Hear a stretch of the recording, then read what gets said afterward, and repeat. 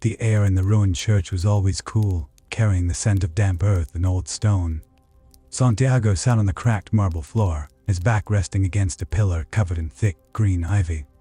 Above him, the roof had long since collapsed, leaving the nave open to the vast, azure sky of southern Spain. Dust motes danced in the shafts of golden sunlight that pierced through the gaps in the masonry, swirling like tiny, suspended stars. He held his wooden staff in one hand, its surface worn smooth by years of gripping, a testament to countless miles walked across the Andalusian pastures. Beside him, his sheepdog lay asleep, its chest rising and falling in a steady rhythm. The flock was scattered across the lush green hills of Idea, grazing on wild thyme and clover, their bells chiming softly in the gentle breeze. It was a life of simple, predictable beauty. Santiago was young, perhaps only 22, with eyes that held a depth far beyond his years. He wore a rough wool tunic that scratched gently against his skin, and leather sandals that had seen more sun than rain. His father had been a priest, and for a time, Santiago had considered Toxala his sane path, but the call of the open road, of traveling and reading, had pulled him toward the shepherding life instead. Was a choice he had made with joy, for it allowed him to be free, to move with the seasons, and to speak with the wind. Yet for all his freedom, Santiago felt a hollow space in his chest, a quiet longing he could not name. It began with the dreams. They came to him in the quiet hours before dawn, vivid and strange, pulling him from sleep with an intensity that left him breathless. In these dreams, he was not in Spain. He was in a foreign land under a sky of burning orange and deep purple. Before him stood the great pyramids of Egypt, their massive stone forms rising from the desert sand like the fingers of a sleeping giant. A child, dressed in rags, was playing with Santiago's sheep at the base of the pyramids. The child was laughing, a sound of pure, unadulterated joy, and with every laugh, the child pointed toward a hidden treasure buried beneath the stones. A voice, clear as a bell, echoed in the dream, "Seek the treasure." Santiago would wake with the taste of desert sand on his tongue, and the image of those golden pyramids burned into his mind. He tried to ignore them at first, dismissing them as mere phantoms, with a restless imagination. But the dreams grew more frequent, more urgent. They became a constant companion, whispering to him while he walked the trails, while he played his flute to the sheep, while he ate his simple meals of bread and cheese. A contrast between his comfortable, known life and the terrifying allure of the unknown dream began to tear at his spirit. He felt as though he were living two lives, and all, the shepherd in the present and the traveler in the past and future of his dreams. One morning, after particularly vivid dreams, Santiago decided he could no longer carry the mystery alone. He led his flock to the nearby town of Talmar, a place of bustling markets and stone buildings. The air here was different, thicker with the smells of roasting coffee, spiced meats, and the sweat of busy merchants. The sounds were a cacophony of haggling voices, clinking coins, and the braying of donkeys. Santiago navigated the narrow, cobblestone streets, his eyes scanning for the one place he knew could help him. He found the gypsy woman's caravan parked in a dusty square, the colorful fabrics of her tents fluttering in the wind. The gypsy woman was old, her face a map of wrinkles, her eyes sharp and knowing. She listened to Santiago's story without interrupting, her head tilted slightly as if listening to a distant song. When he finished, she smiled, a slow, enigmatic curve of her lips. She told him that the dream was real, that the treasure was indeed waiting for him near the pyramids, but she also warned him that such things required guidance. She told him to seek the king of Salem, a mysterious figure who lived in the town, a man who understood the language of omens. Santiago felt a jolt of excitement, a spark igniting in his chest. This was not just a dream anymore, it was a path. Santiago searched the town for days, asking questions, watching faces, until he finally spotted him. The man sat on a bench in the main square, dressed in simple, timeless robes that seemed out of place among the modern clothes of the townspeople. He had a long white beard and eyes that twinkled with an ancient, quiet wisdom. This was Melchizedek. As Santiago approached, the old man looked up, and for a moment, the noise of the square seemed to fade away. Melchizedek smiled, as if he had been expecting Santiago all along. "You are here because you are looking for something," Melchizedek said, his voice low and resonant, like the hum of a cello string. Santiago nodded, feeling a sudden vulnerability, as if his deepest secret had been laid bare. He spoke of the dream, of the pyramids, and of the treasure. Melchizedek listened, then reached into his robe and pulled out two small stones. One was black, one was white. "These are the Urim and the Thummim," he explained, placing them in Santiago's palm. "They will help you read the omens, but only if you learn to listen." Then Melchizedek did something that changed everything. He offered to buy Santiago's sheep. Santiago was shocked. His flock was his livelihood, his family, his connection to his father's memory. To sell them felt like cutting a limb. But Melchizedek spoke of the personal legend, a term Santiago had never heard but instantly understood. It was one's true purpose, the thing for which one was born. "When you want something," Melchizedek said, his gaze intense, "all the universe conspires in helping you to achieve it." The decision was not easy. Santiago walked back to the pastures one last time. The sun was setting, casting long golden shadows across the rolling hills. The smell of damp earth and wild thyme filled his lungs, a scent of home and safety. He ran his hand over the rough wool of his tunic, feeling the texture of the life he was about to leave behind. The sheep bells chimed, a mournful, beautiful sound. He thought of his father, who had wanted him to be a priest, to stay rooted in the church. But this was his choice. With a heavy heart but a determined spirit, Santiago sold the flock. The money he received was more than he had ever held in his hands. He bought new clothes, sturdy boots, and a map of North Africa. He felt a strange mixture of grief and exhilaration. Grief for the simplicity he was abandoning, and exhilaration for the mystery that awaited him. He was severing ties, cutting the anchor that had held him to the shore of his childhood. The weight of the wooden staff felt different now. It was no longer just a tool for guiding sheep, but a weapon for his journey. Santiago boarded a ship bound for Tangier, Morocco. The ocean was vast and the blue, stretching out to the Toul, horizon in an endless line. He stood on the deck, the salt spray cooling his face, watching the green hills of Spain shrink into the distance. He felt small, insignificant, yet profoundly connected to everything around him. The wind tugged at his hair, the waves crashed against the hull, and the sky stretched above him, a dome of infinite possibility. He touched the black and white stones in his pocket, the Urim and Thummim. They were cool and smooth against his skin. He did not know it yet, but this was the beginning of the end of his old self. Tangier was a shock to the system. If Spain was a gentle lullaby, Tangier was a complex, dissonant symphony. The air was thick and pungent, heavy with the smell of salt, fish, roasting coffee, and unwashed bodies. The streets were narrow, winding labyrinths of cobblestones, crowded with people shouting, haggling, and pushing. Colorful textiles hung from balconies, fluttering in the hot breeze. The sound of seagulls mixed with the call to prayer and the clatter of carts. Santiago felt dizzy, overwhelmed by the sensory assault. He was no longer the shepherd who understood the language of animals.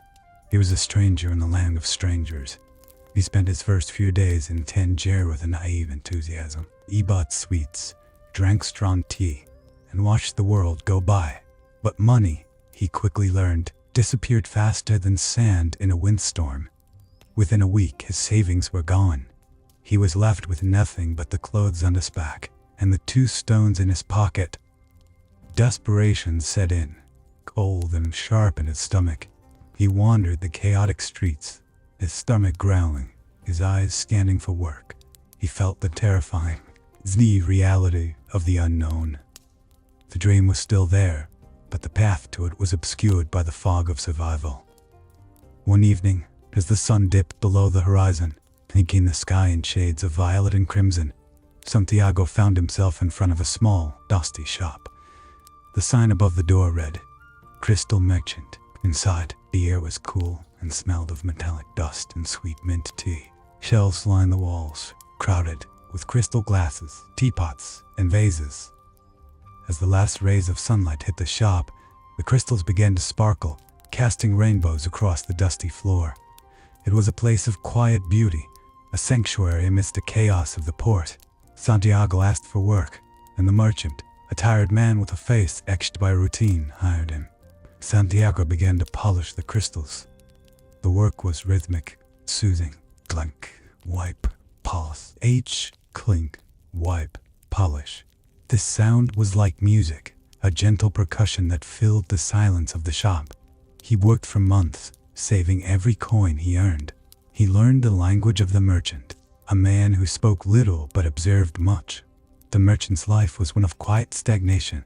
He dreamed of making a pilgrimage to Mecca, but he never went. He feared that if he achieved his dream, he would have no reason to live.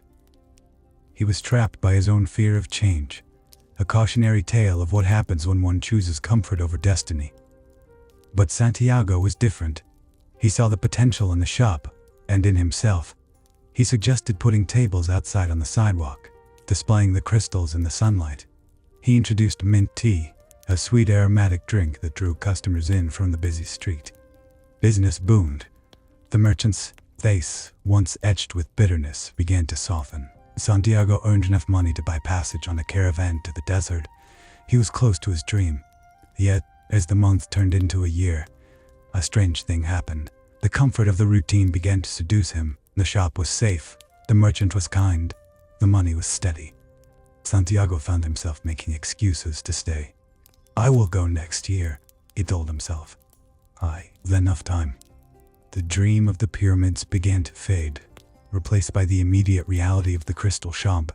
He had forgotten the pull of his personal legend. He had traded the vast, open sky for the dusty, confined walls of a shop. One night, the dream returned. It was not a gentle whisper this time, but a shout. Santiago woke in a cold sweat, the image of the pyramids burning in his mind. He ran to the merchants, his heart pounding. He told the merchant about the dream, about the treasure. The merchant listened, then sighed, a sound of deep, resigned sadness. Santiago, he said, I have a dream too. I dream of Mecca. I have dreamed of it for 40 years, but I am afraid. If I go, I will have nothing left to dream of. I will have no reason to live.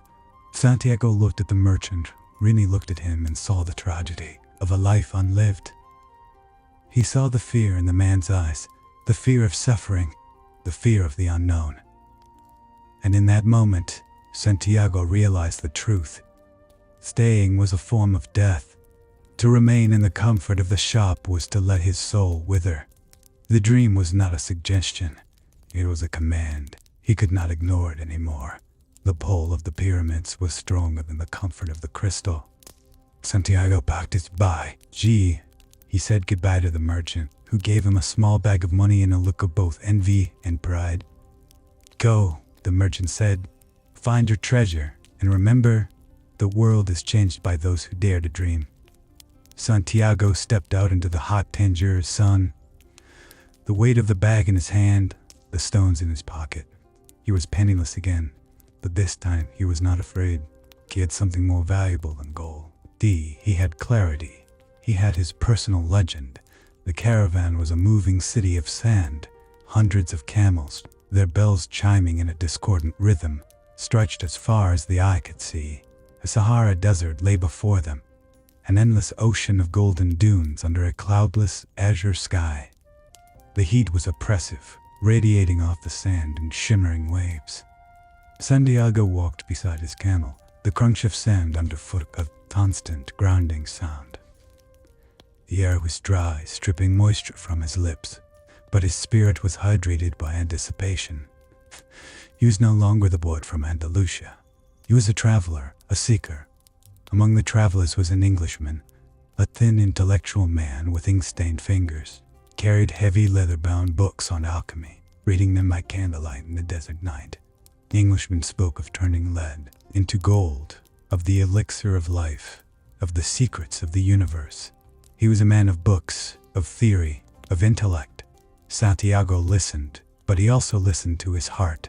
He learned that the Englishman knew much, but understood little.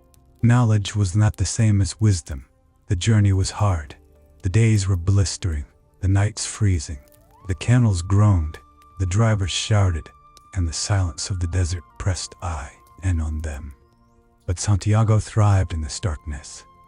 The desert stripped away the non-essential. There was no room for pretense here, no room for fear. There was only the wind, the sand, and the soul. Santiago began to hear the language of the world. It was in the rustle of the palm leaves, in the howl of the wind, in the beating of his own heart. He was learning to listen. And then they saw it. The oasis of Al-Fayoum. It rose from the desert like a mirage made real. Palm trees created the dense canopy, filtering the sunlight into dappled patterns on the ground. Water from an underground spring formed a clear, cool pool, its surface shimmering like a mirror. The air was humid, smelling of wet earth and blooming jasmine. It was a place of life, of lush green against the endless yellow. Santiago dismounted, his legs stiff, his throat dry, and walked toward the water. He knelt by the pool, the cool water refreshing his face, washing away the dust of the journey. It was there, by the pool, that he saw her, Fatima. She was standing near the edge of the oasis, watching the wind move through the palm fronds. She wore vibrant, flowing robes of deep red and gold, her dark eyes serene and wise. When their eyes met, the world seemed to stop. Grand declaration, no dramatic music. There was only a silent, instant connection, a recognition of souls. Santiago felt his heart leap, not with passion, but with peace. He knew with a certainty that defied logic that this was not a distraction, but a destination in itself. Fatima told him she was a woman of the desert, that she owned nothing, yet possessed everything. She told him that if he was a man of the desert, he would return to her. She did not ask him to stay. She understood that love, true love, does not hinder the journey. It supports it. Santiago wanted to marry her, to stay in the lush sanctuary of the oasis. But the dream of the pyramid still pulled at him, a thread connecting him to his destiny. Fatima smiled, a sad, knowing smile. "Go," she whispered. "The desert is your teacher. I will wait." Santiago left the oasis, his heart heavy but his spirit light. He continued his journey, and soon he met the alchemist. The alchemist was a mysterious figure, cloaked in white, moving with the silent, predatory grace of a desert cat. His face was often obscured by shadow, but his gaze was intense, commanding. He lived in the ruins of an ancient temple, deep in the desert.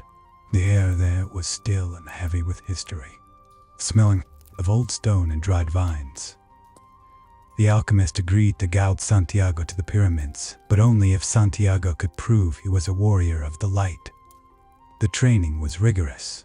The alchemist forced Santiago to confront his deepest fear, death. He made Santiago talk to his heart, to understand its language of hope and fear. He taught Santiago to read the omens, to see the hand of the universe in the flight of hawks and the shifting of sands. Santiago transformed. He shed his naivety like a snake sheds its skin. He became focused, calm, and powerful. He learned that the soul of the world was not a distant concept, but a living, breathing presence that connected all things. One night, trapped by warring tribes, Santiago faced his ultimate test. The tribes threatened to kill them unless they could demonstrate their power. The Alchemist stepped back, letting Santiago stand alone. Santiago went to the ruined temple, closed his eyes, and listened. He listened to the wind, the sand, the stars, and his own heart. He realized he was not separate from them. He was part of them. In a moment of profound meditation, he commanded the wind to blow, and the wind obeyed. It swirled around him, lifting him, dissolving him into the air. He had become the wind. The tribes watched in awe and let them pass. Finally, they reached the pyramids of Giza. The sight was overwhelming. The massive stone structures rose from the desert floor, geometric and perfect, defying the chaos of the natural world around them. Santiago felt small. insignificant, yet profoundly honored to stand in the presence of such ancient power. The alchemist smiled, a rare, genuine smile. "Your journey is yours alone now," he said. "I have given you everything I can.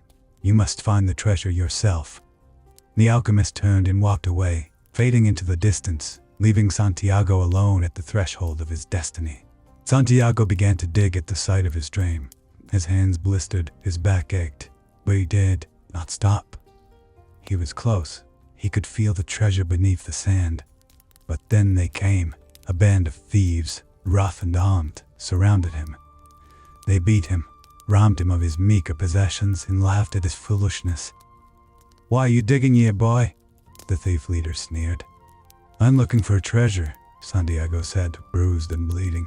"A treasure buried here, near the pyramids," the thief leader had a harsh, mocking sound. "You fool," he said. "I have had a dream too. A dream of a treasure buried under a sycamore tree in a ruined church in Spain. That laughed at it, just as you are being laughed at." Santiago froze. The irony hit him like a physical blow. The treasure was not here. He was at home. The journey had not been a waste. It had been the price of admission. He had to go back. He had to return to the beginning. The journey back to Andalusia felt different.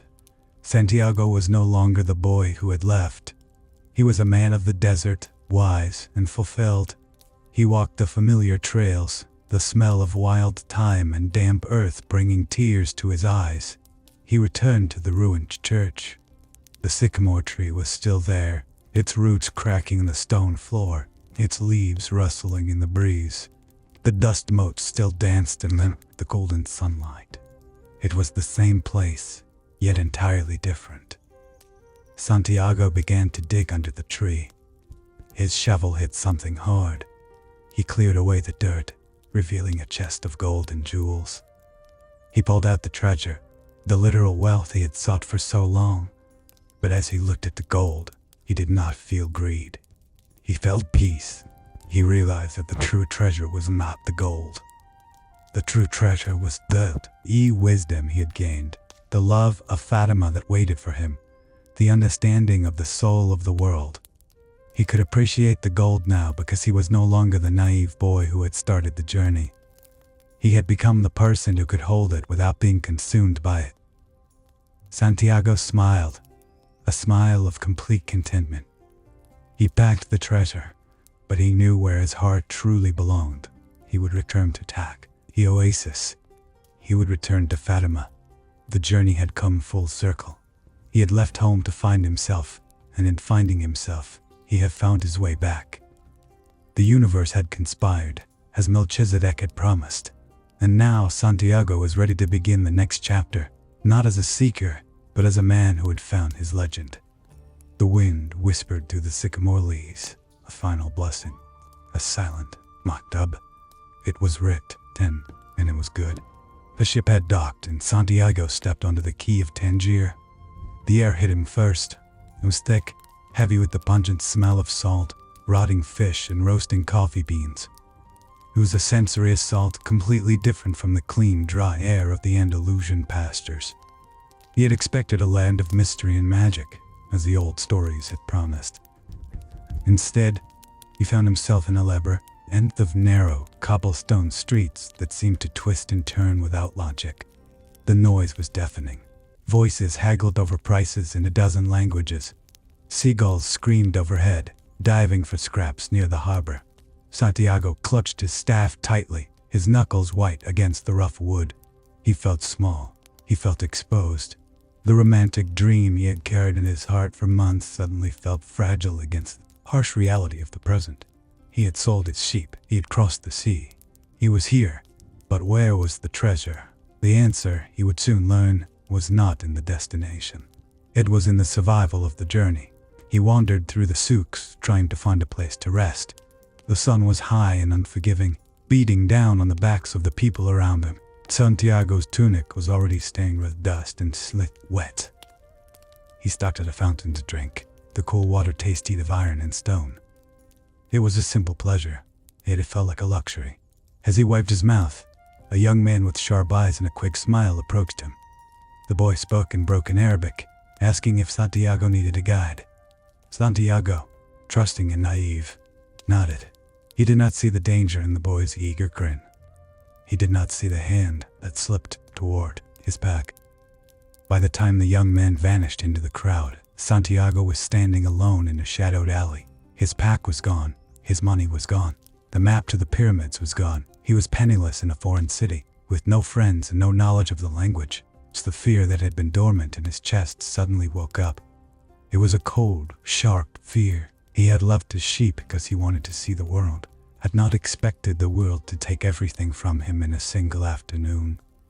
He sat on the cold stone of the alleyway, his head in his hands. The sounds of the city continued around him, indifferent to his despair. He thought of his father. He thought of the sheep. He thought of the simple life he had abandoned for a dream that now seemed like a cruel joke. Had he made a mistake? Was this the price of following one personal legend, to lose everything? He felt a tear track through the dust on his cheek. It was not a tear of sadness, but of exhaustion. He was hungry, tired, and terrified. But beneath the fear, something else stirred. A stubborn ember of hope. Melchizedek's words echoed in his mind. When you want something, all the universe conspires in helping you to achieve it. Had the universe conspired?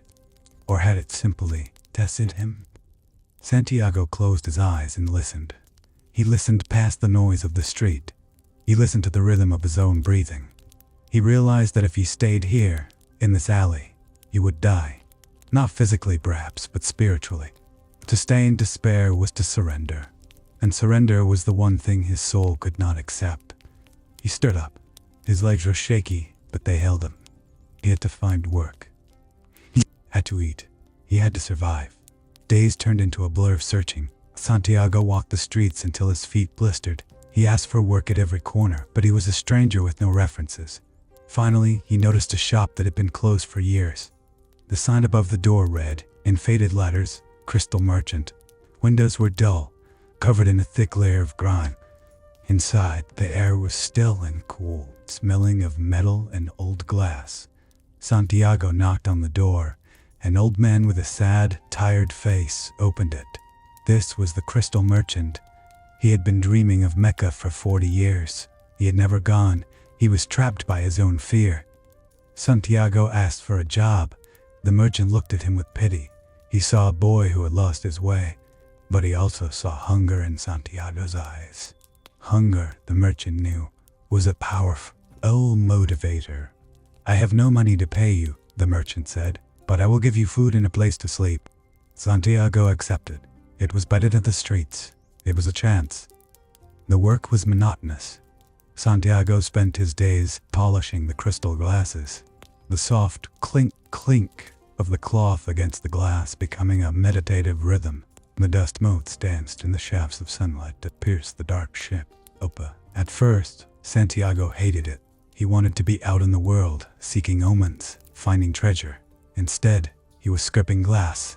But as the weeks passed, he began to notice things. He noticed that the shop was dying. The customers had stopped coming. The merchant sat behind the counter, staring into the distance, lost in his dream of Mecca but taking no action. The stagnation was palpable. It was the same stagnant ion that had almost consumed Santiago in the alley. Santiago realized that the merchant was not just selling crystal. He was selling time, and he was wasting it. Santiago decided he could not let this place remain a tomb. He began to make changes. He cleaned the windows until they sparkled. He arranged the glasses in colorful displays that caught the light. And then, he introduced something new. Mint tea. Santiago brewed strong, sweet mint tea in a small pot. He offered it to every customer who entered. The first few times, the merchant frowned. We do not serve tea, he grumbled. It is not part of the tradition. But the customers stopped. They sat on the stools outside the shop, sipping the hot, fragrant tea, chatting with Santiago. They bought crystal to take a sip of tea. The shop, which had been silent for years, began to hum with life. The merchant watched, bewildered. He saw the coins piling up. He saw the joy in the faces of the people, and he saw the change in Santiago. Santiago was no longer the passive boy who had arrived in Tangier. He was an active participant in his own life. He was shaping his environment, not just surviving it.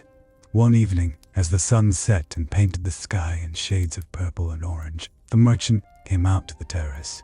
He looked at Santiago, who was polishing a glass. "You have changed my life," the merchant said softly.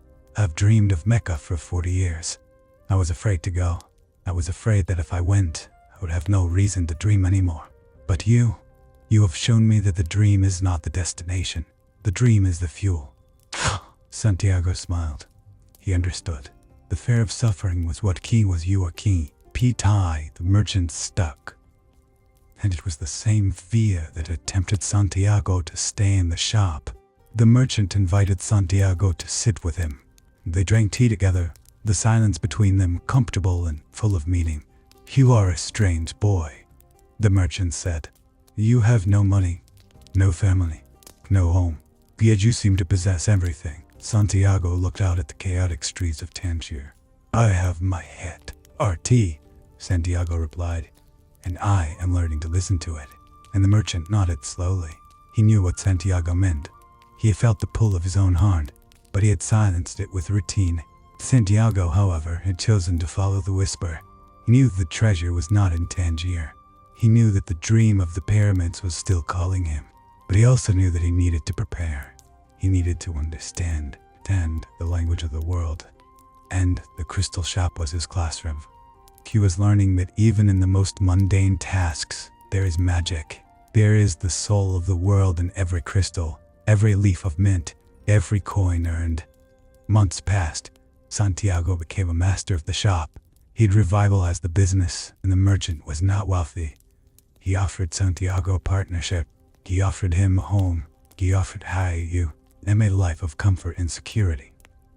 Santiago could have stayed. He could have been the manager of the most successful crystal shop in Tangier. He would have been safe. He would have been happy in a quiet, mundane way. But then he had the second dream. It was more vivid than the first. In the dream, he was back in the ruins of the church. But this time, he was not alone. A child was playing under the sycamore tree. The child was laughing. And then the ground opened up and a voice spoke. "If you come to the pyramids, you will find a treasure." Santiago woke up with his heart pounding. The message was clear. The time for waiting was over. The comfort of his shop was a trap.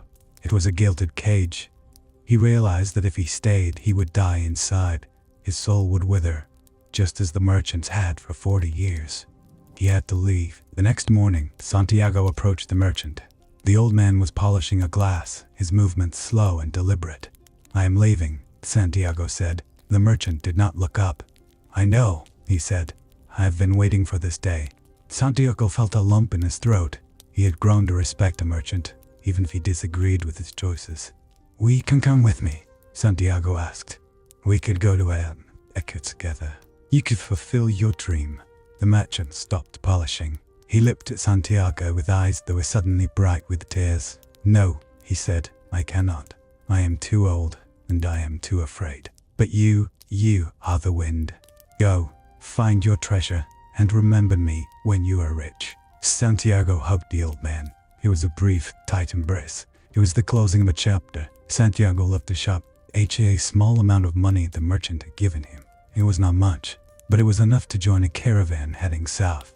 He walked out of the city gates as the sun rose. The heat was already building, shimmering off the horizon. He looked back at Tangier one last time. It was a city of noise and chaos, of danger and opportunity. But it was not his home. His home was wherever his heart led him. He turned his face stony, the desert. The Sahara stretched up before him, an ocean of golden sand, looked endless. It looked terrifying.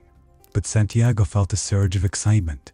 He was no longer the boy who had been robbed. He was a traveler. He was a seeker. He carried the lessons of the crystal shop with him. He knew that change was possible. He knew that even in the most stagnant situations, life could be transformed. He adjusted his pack on his shoulder. He gripped his staff, and he began to walk. The wind picked up, kicking up dust at his heels. It felt like a push, a gentle but firm encouragement. Miktub. The wind seemed to whisper, "It is written." Santiago smiled. He was ready for whatever the desert had in store. He was ready to listen. He was ready to find his legend. And so, the shepherd from Andalusia stepped into the vast, silent expanse of the Sahara, leaving behind the noise of the world to find the silence of his soul. The journey had only just begun, but the path was clear, and his heart was beating in time with the drums of the world. The horizon was a line of fire, had burned against the pale blue sky. Santiago walked alone for a long time. The sun was a heavy weight on his shoulders. It pressed down on his neck. It pressed down on the CK of his neck.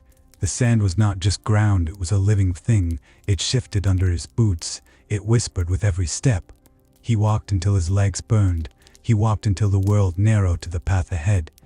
There were no trees. There were no birds. There was only the endless, golden silence. And then, he saw them. A line of dark shapes on the horizon. Camels. They moved like a slow river. A caravan. Santiago's heart skipped a beat. This was it.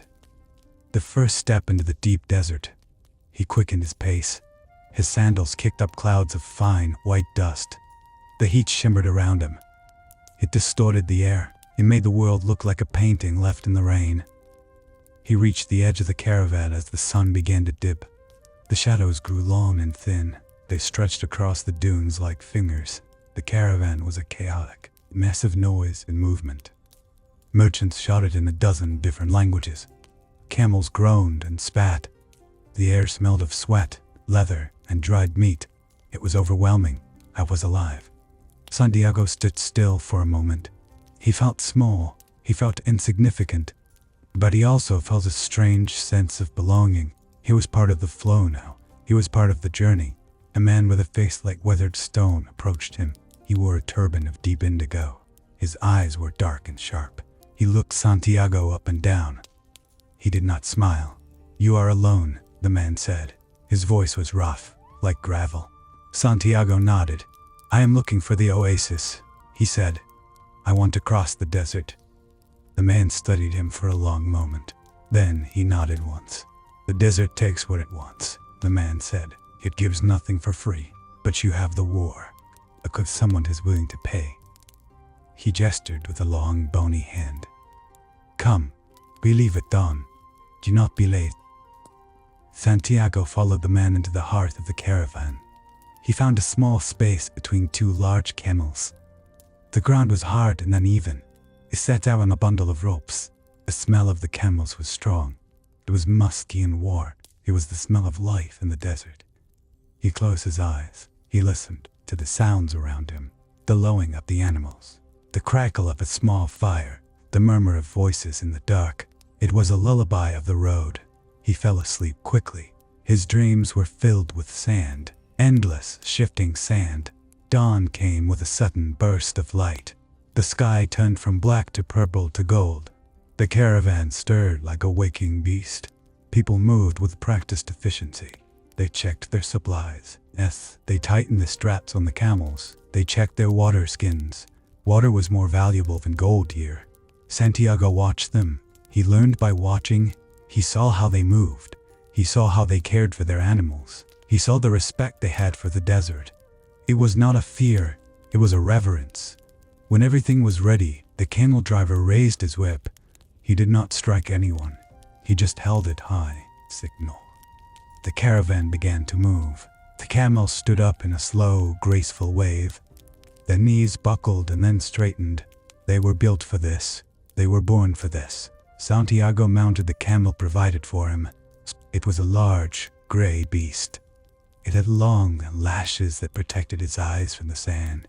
It looked at him with calm, dark eyes. Santiago patted its neck.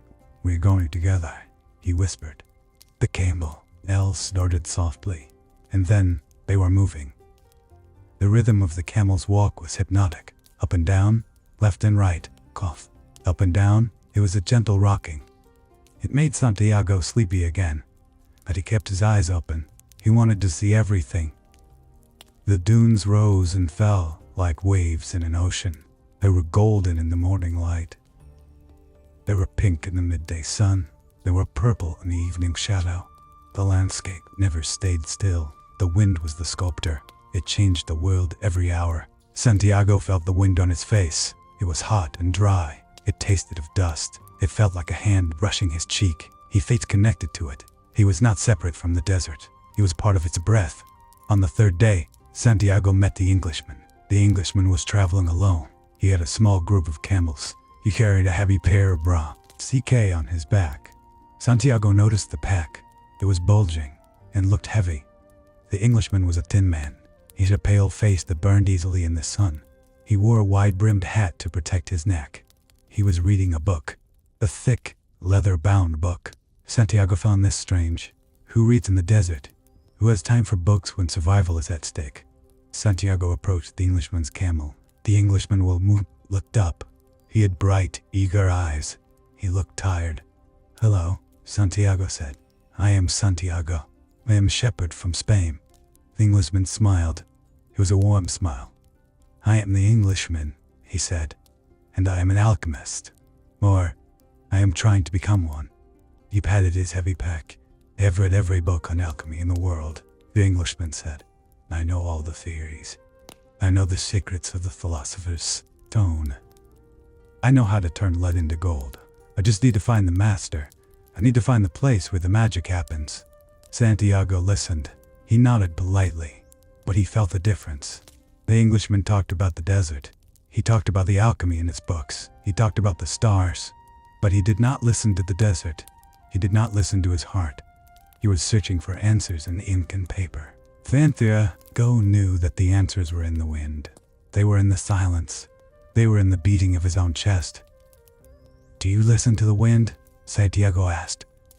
The Englishman paused. He looked confused.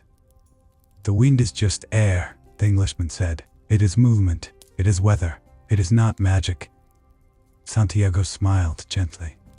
"In the desert," he said, "the wind speaks. If you listen, it tells you where the water is. You where the danger is. It tells you who you are." The Englishman frowned. "That is superstition," he said. "I trust knowledge. I trust science. I trust the written word." Santiago did not argue. He knew that some people needed books.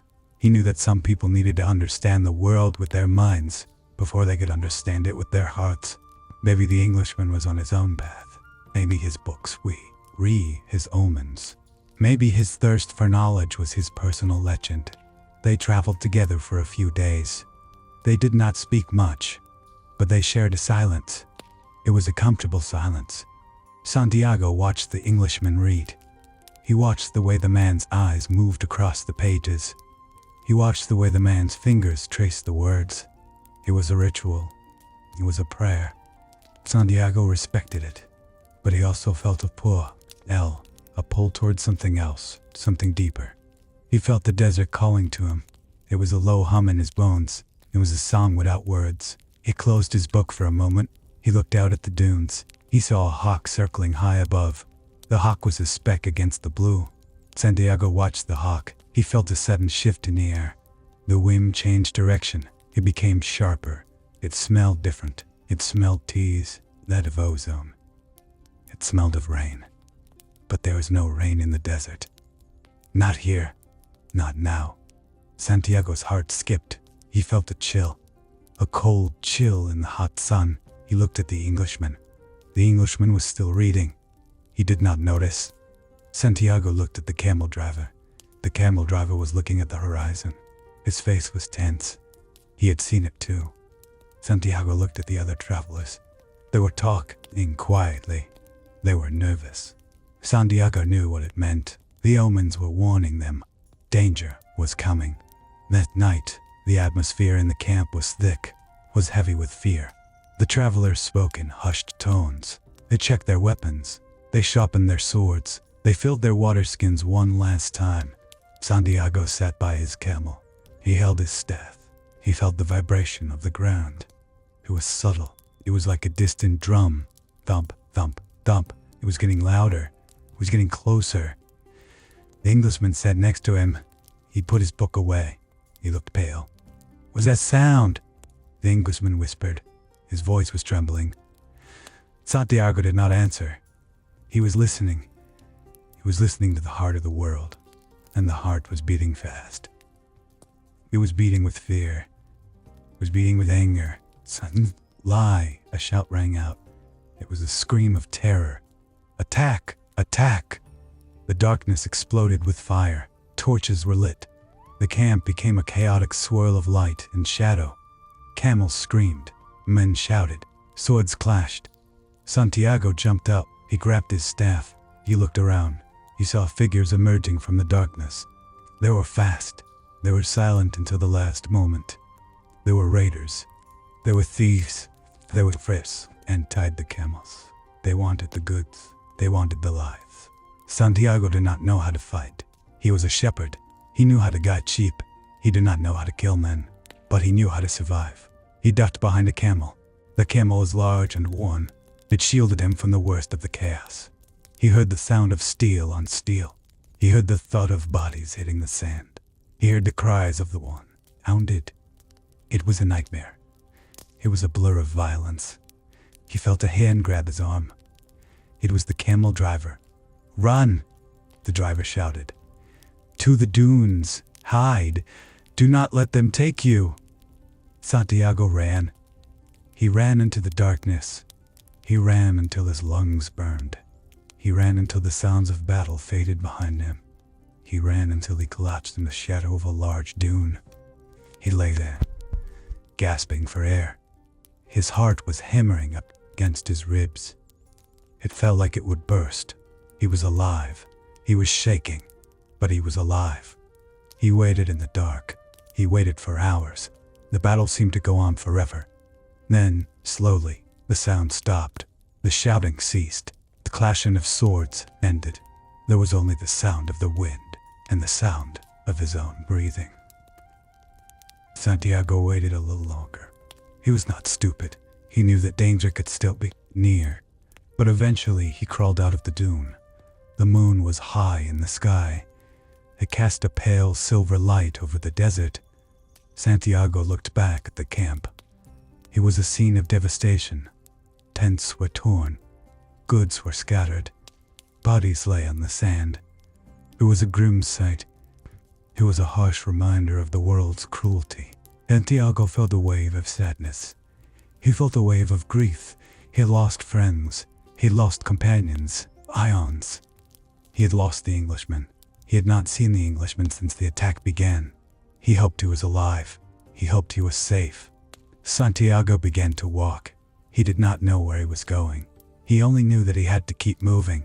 He had to find the oasis. He had to find safety. He walked through the night. He walked until the first light of dawn touched the horizon. He walked until his feet were blistered and blush, eating. He walked until he saw green. Green leaves, green water, green life. The oasis of Al-Fayoum appeared like a mirage. It was a cluster of palm trees. It was a pool of clear, blue water. It was surrounded by fields of wheat and barley. It was a sanctuary. It was a jewel in the desert. Santiago fell to his knees. He wept. He wept for the dead. He wept for the fear. He wept for the relief. The water calmed him. It sang to him. It promised rest. It promised safety. Santiago crawled toward the pool. He drank the water. It was cool and sweet. It tasted of life. It tasted of healing. He washed his face. He washed his hands. He washed his soul. He felt the tension leave his body. He felt the fear fade away. He was safe. For now, he was safe. He stayed in the oasis for a few days. He rested. He ate dates and fresh bread. He slept under the shade of the palms. He healed his wounds. He also learned what had happened. The raiders had been defeated. The tribal warriors had protected the oasis. They had driven the thieves away. But the victory had come at a cost. The tribal chiefs were gathering. They were discussing the next steps. They were discussing the war. Santiago felt a pull again, a deeper pull. He felt the desert speaking to him. It's not a warning this time. It was a call. It was a call to action. Santiago knew he could not stay. He knew he had to go to the chiefs. He had to share what he had seen. He had seen a vision of war, a vision of fire and blood. He had to warn them. He had to use his gift. He had to listen to his heart. A chief sat in a circle. They were powerful men. They wore robes of white and blue. They had swords at their hips. They had eyes that had seen much. Santiago walked into the circle. He bowed his head. He spoke in a calm voice. "I am a stranger," he said, "but the desert has sent me. I have seen a vision. I have seen the future. You must be careful. Your enemies are planning a second attack. They are coming from the north. They are coming with fire." The chiefs looked at each other. They looked skeptical. A shepherd from the north. A stranger. Who was he to tell them what to do? But the camel driver spoke up. "He is right," the driver said. "I saw the raiders. I saw their numbers. I saw their weapons. This man saved my life. I trust him." The chiefs considered this. They looked at Santiago. They looked into his eyes. They saw a sincerity there. They saw a certainty there. They nodded. "We will prepare," the head chief said. "We will. I'll wait for them. We will be ready." Santiago felt a surge of pride. He had helped. He had made a difference. He was not just a passive observer. He was a participant. He was a seer. His connection to the soul of the world was real. It was powerful. It was undeniable. The battle came 2 days later. It was fierce. It was bloody. The raiders were numerous, but the tribal warriors were brave. They were fighting for their home. They were fighting for their families. Santiago watched from a distance. He did not fight. He did not need to. He felt the energy of the battle.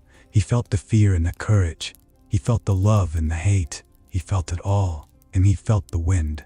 The wind was with the warriors. It blew dust into the eyes of the raiders. It pushed the warriors forward. It was a force of nature.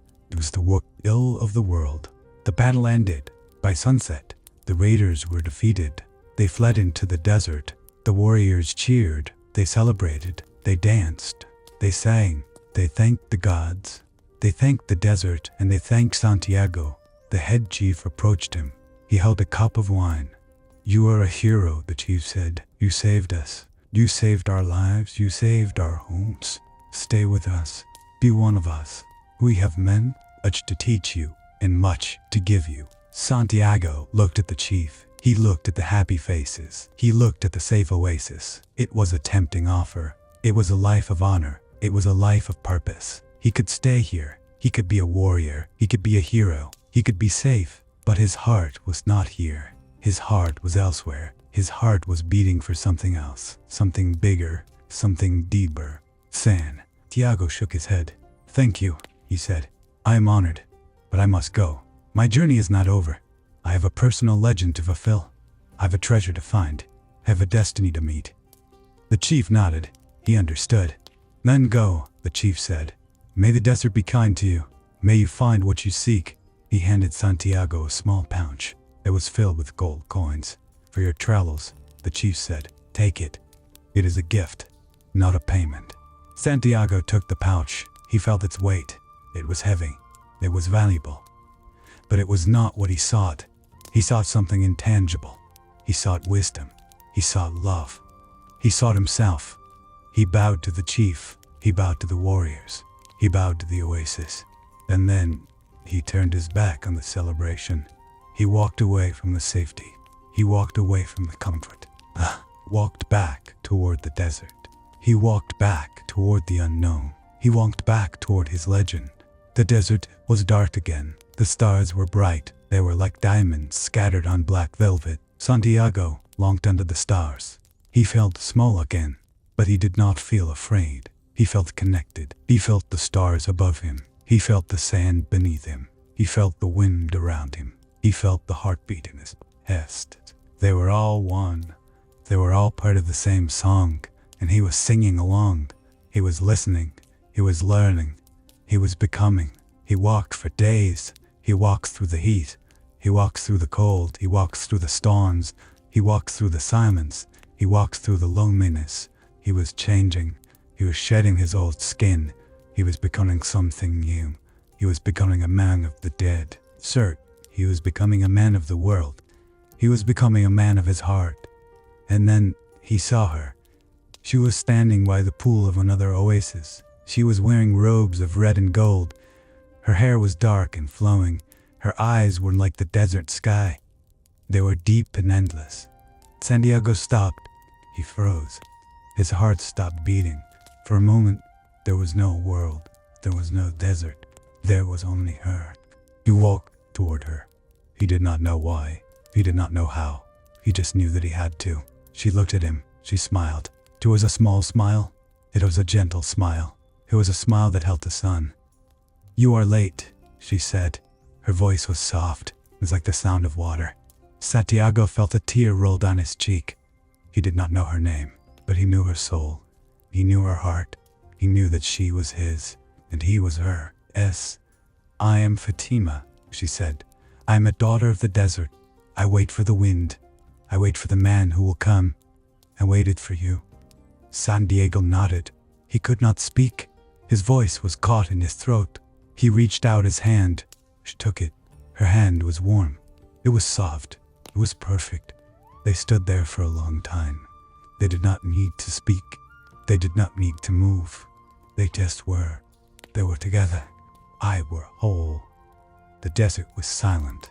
The wind held its breath. The world paused. And in that pause, Santiago found everything he had ever sought. He found love.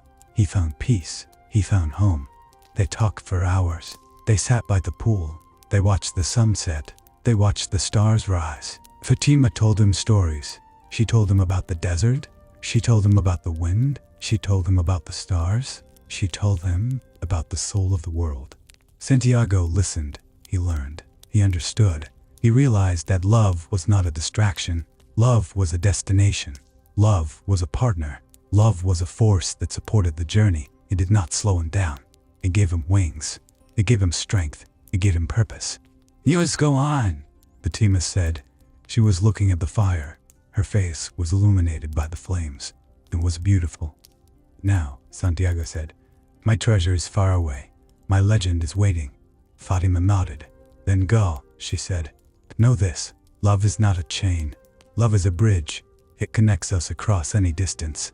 It connects us across any time. If you are true to yourself, you are true to me. If you follow your heart, you will always find your way back to me." Santiago looked at her. He saw the truth in her eyes. He saw the faith in her heart. He saw the strength in her spirit. He nodded. "I promise," he said. "I will find my treasure, and I will come back to you. I will come back to you with the wisdom of the desert. I will come back to you with the love of the world, and I will never leave you again." They kissed. It was a gentle kiss. It was a promise. There was a seal. There was a bond that could not be broken. Santiago turned away. He did not live back. He knew that if he looked back, he would not be able to leave. He knew that he had to trust. He had to trust her. He had to trust the wind. He had to trust the universe. He had to trust his heart. He walked away. He walked into the darkness. He walked into the desert. But he was not alone. He carried her with him. He carried her love. He carried her faith. He carried her strength. He was stronger now. He was braver now. He was more ready than ever. He was ready to meet the alchemist. He was ready to face the final test. He was ready to become the wind. The desert was vast. The desert was endless. But Santiago did not feel lost. He felt found. He felt whole. He felt complete. He was a shepherd no longer. He was a traveler. He was a lover. He was a seeker. He was a man. And he was on his way. His heart was beating. The RLD was listening. And the legend was unfolding. One step at a time. One breath at a time. One moment at a time. The journey continued. The desert stretched out. The sun rose. The sun set. The stars watched. The wind whispered. And Santiago walked. He walked toward his destiny. He walked toward his treasure. He walked toward his love. He walked toward himself. And he was home. Even in the middle of nowhere.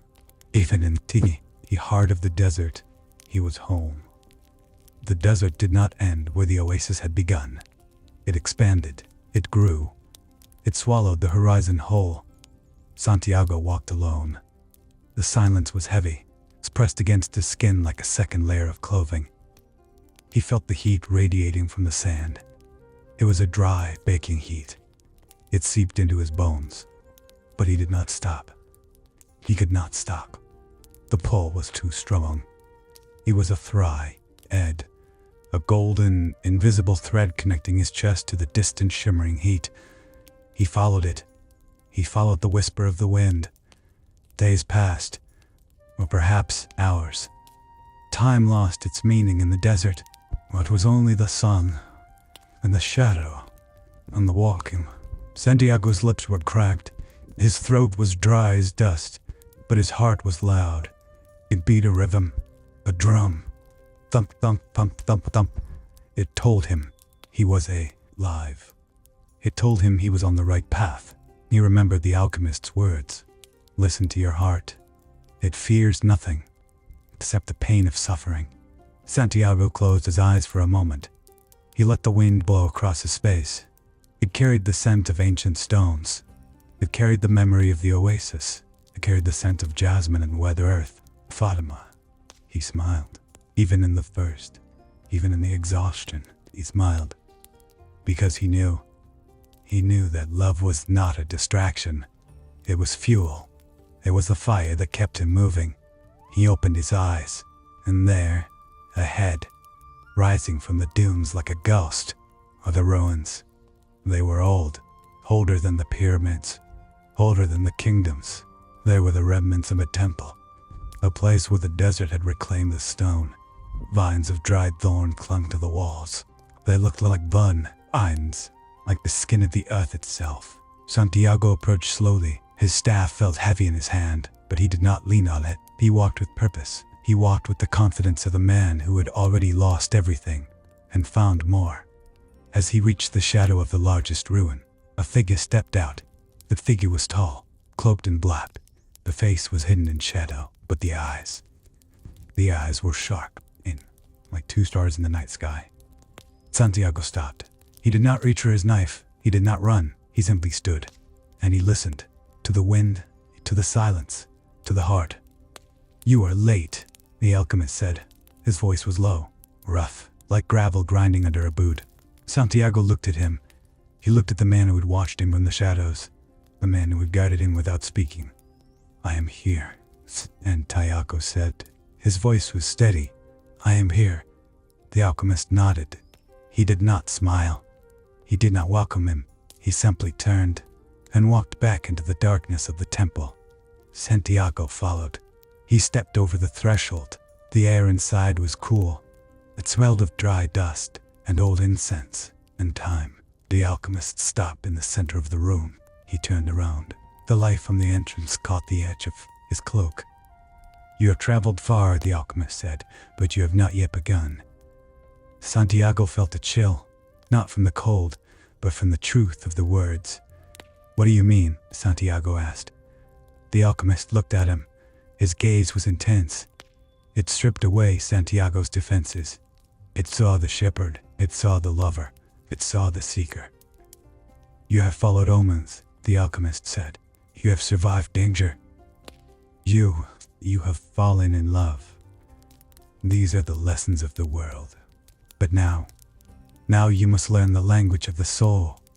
Santiago swallowed. His throat was still dry. "How?" he asked. The alchemist smiled. It was a small, sad smile. "By letting go," he said. The days that followed were not like the days in the desert. They were not about walking. They were about stillness.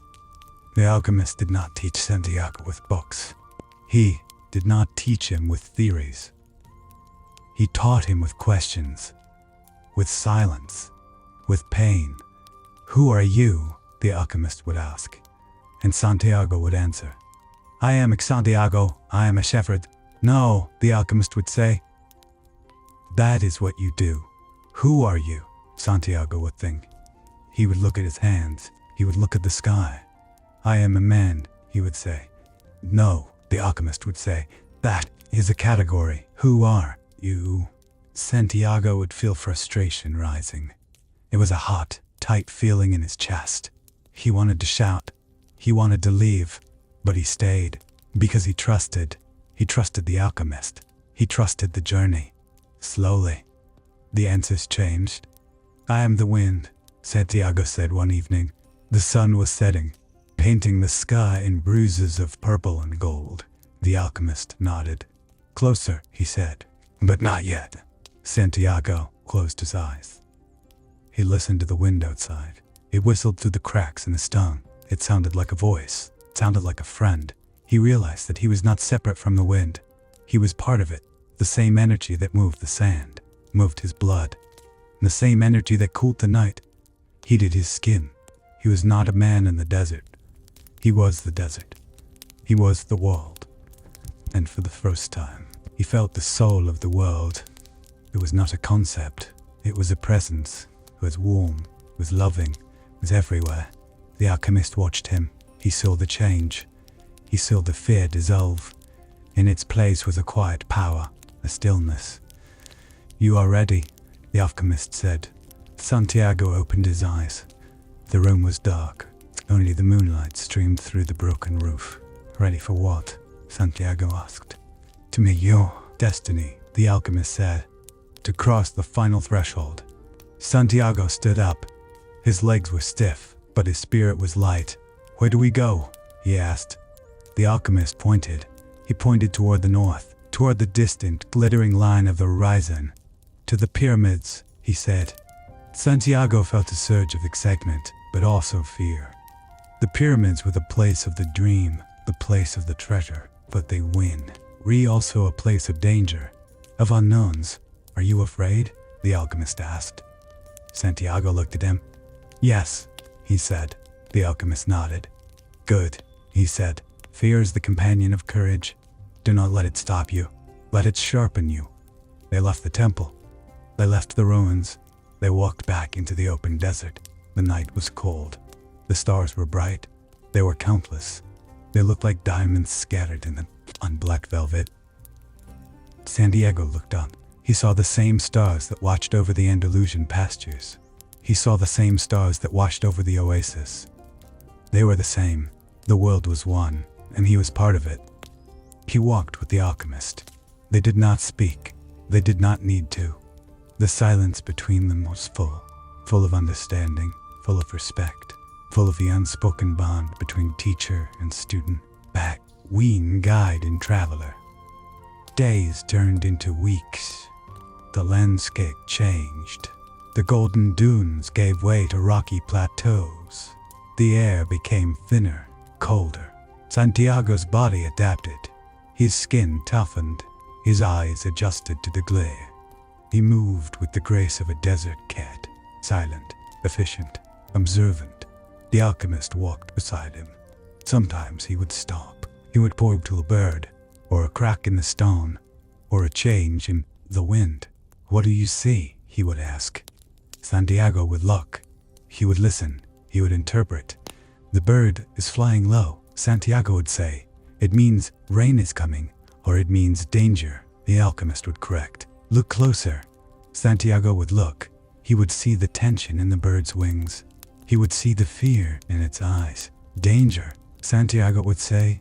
"Look," the alchemist would say. "You'll learn and to read the omens. But more importantly, you're learning to trust your interpretation." Santiago realized that the alchemist was not teaching him to predict the future. He was teaching him to trust himself, to trust his intuition, to trust his heart. The external world was just a reflection. The true map was inside his chest, inside his soul. He felt the profound sense of peace. He was no longer seeking. He was being. And in that being, he found everything. Then they saw them. The pyramids. They rose from the desert floor, massive, imposing, timeless. They were not just buildings. They were monuments to eternity, to the belief that something could last forever. Santiago stopped. He stared at them. They were exactly as he had dreamed them, but larger, more real, more overwhelming. He felt small, insignificant, like a grain of sand. But then, he remembered the alchemist's words. "You are part of the soul of the world." He was not separate. He was as eternal as the stone. He walked forward. The alchemist walked beside him. They approached the base of the largest pyramid. The sand here was white, fine, like powder. It shifted under their feet, making no sound. There was a sacred silence. Santiago looked up. The top of the pyramid disappeared into the haze. It touched the sky. It felt like touching God. He felt tears in his eyes. Not tears of sadness, but of recognition, of homecoming. He had found it. The place of his dream. The place of his treasure. He turned to the alchemist. He wanted to say thank you. He wanted to say goodbye. But the alchemist was already walking away. Toward the edge of the plateau, Santiago followed. I did not know why, but he knew he had to. They were not alone. As they reached the edge of the plateau, a group of warriors appeared. They emerged from the shadows of the smaller pyramids. They were Bedouin tribesmen, wearing robes of white and blue, carrying swords. Their faces were masked. Only their eyes were visible, cold, calculating. They surrounded Santiago and the alchemist. They formed a circle, a cage of steep L and intent. Santiago felt his heart race. Thump, thump, thump, thump. It was fast. It was terrified, but it was also strong. It was alive. The alchemist stepped forward. He raised his hands. "We are travelers," he said. His voice was calm, unshaken. "We seek only to pass." The leader of the warriors stepped forward. He was tall, muscular. He held a curved sword. He looked at the alchemist. Then he looked at Santiago. "Go. You carry gold," the leader said. His voice was rough. "We can smell it. The smell of greed. The smell of fear." Santiago felt a flush of anger. He had no gold. He had only his staff and his heart. But he said nothing. He looked at the alchemist. The alchemist shook his head slightly. "Do not speak," his eyes said. "Listen." Santiago listened. He listened to the wind. He listened to the fear. But he also listened to the truth. The warriors were not just thieves. They were desperate. They were hungry. They were afraid. Like him. Like all men. Santiago understood them. And in that understanding, his fear began to melt. "We have no gold," Santiago said. His voice was clear. It did not shake. The warriors laughed. It was a harsh, barking sound. "And what do you have?" the leader asked. "Your lives," the alchemist said. He stepped forward. He looked at the leader. "Take them," he said. "If that is your will." The warriors hesitated. They were not used to such calm, such acceptance of death. It unsettled them. It made them feel small. The leader frowned. He raised his sword. "Kill them," he ordered. The warriors moved, swords drawn, steel glinting in the sun. Santiago closed his eyes. He did not run. He did not fight. He turned inward. He went to the place inside him. The place of silence. The place of the heart. He called to it. "Help me," he thought. "Show me the way." He felt the presence, the soul of the world. It was vast. It was powerful. It was waiting. Waiting for him to align. Waiting for him to become one with it. He took a breath. He exhaled. He let go of his body. He let go of his name. He let go of his fear. He became the wind. He became the sand. He became the sun. And then he spoke, but not with his mouth. He spoke with the universe. "Stop," Santiago said. But it was not just his voice. It was the voice of the wind. It was the voice of the desert. It echoed. It rolled over the plateau. It shook the ground. The warriors froze. Their swords hung in the air. The leader staggered back. He looked at Santiago. He looked at Tan. The sand. The sand was swirling, not from the wind, but from Santiago. Santiago's body was dissolving. It was turning into light, into air, into pure energy. The warriors screamed. They dropped their swords. They fell to their knees. They covered their heads. They thought it was magic. They thought it was death. But it was neither. It was alchemy. It was the transformation of the self. It was the realization that matter and spirit are one. Santiago felt the power coursing through him. It was terrifying. It was beautiful. It was true. He looked at the alchemist. The alchemist was smiling. He was crying. He was proud. Santiago focused. He pulled the energy back. He reformed his body. He solidified his form. He was standing again. Whole, human, but changed. The warriors were still on their knees. They were trembling, and they looked at him with awe, with terror, with reverence. Santiago looked at them. He did not feel superior. He felt compassion. He saw their fear. He saw their humanity. "Go," he said. His voice was soft. "Go in peace." The warriors scrambled. They ran. They fled the plateau. They fled the presence of the man who had become the wind. Santiago stood alone with the alchemist. The sun was setting. The light was golden. It wrapped around them like a blanket. Santiago felt exhausted, but he felt alive, more alive than he had ever been. He had touched the divine. He had mastered his fear. He had proven his connection to the world. He was no longer a shepherd. He was a warrior of the light. And he was ready for the final step. The alchemist walked to him. He placed a hand on Santiago's shoulder. The touch was warm, grounding. "You have done it," the alchemist said. His voice was thick with emotion. "You have become the wind." Santiago nodded. He could not speak. His voice was gone, or perhaps it was everywhere. "What now?" Santiago asked. His voice was a whisper. "Now," the alchemist said. He pointed to the pyramids. "You go to the treasure." And Santiago looked at the pyramids. They seemed different now. They were not just stone. They were symbols. They were remarkers. They were the destination, but the journey was inside. "Will you come with me?" Santiago asked. The alchemist shook his head. "No," he said. "My journey is over. Yours is just beginning. You do not need me anymore. You have everything you need inside." Santiago felt the pang of sadness. He was leaving his teacher. He was leaving his guide, but he knew it was right. It was the natural order. The student, sir, passes the master. The child leaves the parent. The traveler leaves the road. He hugged the alchemist. It was a brief, tight embrace, full of love, full of respect, full of gratitude. "Thank you," Santiago whispered. "Go," the alchemist said, "and remember, the treasure was never the gold. The treasure was you, the person you became." The alchemist turned. He walked away. He walked into the shadows of the ruins. He did not look back. Santiago watched him go. He watched until the man disappeared. He was alone, truly alone. But he was not lonely. He was complete. He turned to the pyramids. He took a deep breath. The air smelled of ancient dust and possibility. He began to walk toward the pyramids, toward his dream, toward his truth. The night was cool. The stars were bright. Santiago walked in the moonlight. His steps were slow, deliberate. He felt the weight of the journey. He felt the lightness of the future. He was tired, but he was happy. He thought of Fatima. He thought of the oasis. He thought of the jasmine. He thought of her smile. He knew that when he found the treasure, he would go back to her. He would build a life. He would live in the desert.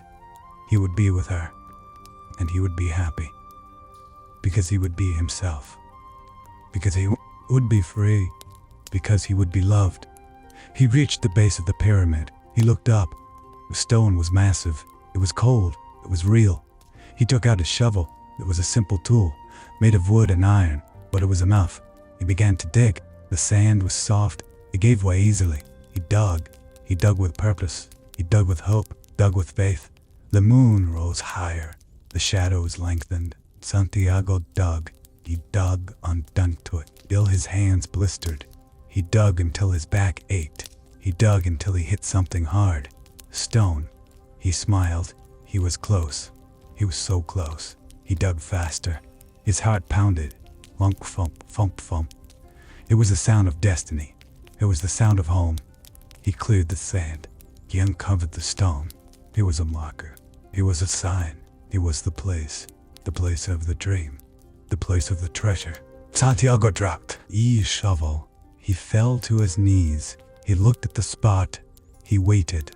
He waited for the gold. He waited for the jewels. He waited for the riches, but nothing happened. There was only sand and stone and silence. Santiago felt a wave of confusion. Had he been tricked? Was the dream a lie? Was the journey a mistake? He felt despair. He felt anger. He felt lost. "It is not here," a voice said. Santiago jumped. He turned. 3 men stood behind him. They were dressed in ragged robes. Their faces were dirty. Their eyes were sharp. Thieves, bandits. Santiago stood up. He reached for his staff. "What do you want?" he asked. His voice was tense. The leader of the thieves stepped forward. He was older.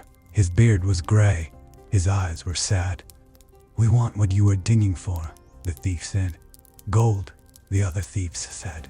"We smell it," a leader said. "We know you found it." Santiago shook his head. "There is no gold," he said. "Only sand."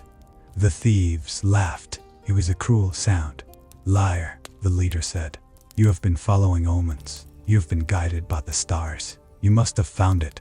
Give it to us." Santiago looked at them. He saw their greed. He saw their desperation. He saw their fear. He realized something. He realized that they were like him. They were seekers, but they were looking in the wrong place. They were looking for gold instead of looking for themselves. "There is no gold here," Santiago said again. "But I have a story," he said. "A story about a shepherd, and a dream, and a journey." The thieves looked at him. They were confused.